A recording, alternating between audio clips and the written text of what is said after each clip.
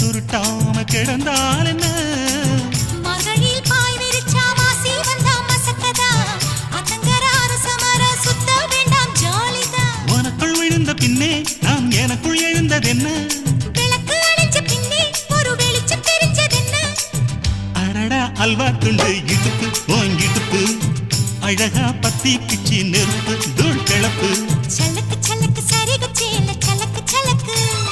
பெல்லக்கு பெல்லக்கு Beckham வந்தா பெல்லக்கு பெல்லக்கு